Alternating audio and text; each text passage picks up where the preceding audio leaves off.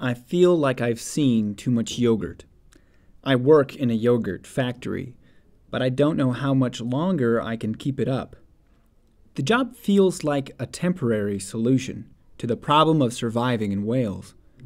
I see so much yogurt every day that my mind tends to wander. Whenever I see baby yogurt, it makes me think of my niece and nephew. They are very young and don't have to spend their day making yogurt.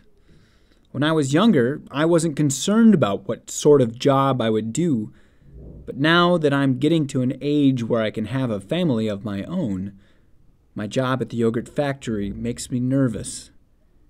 If I want to provide my niece and nephew cousins to play with, I need to work somewhere consistently.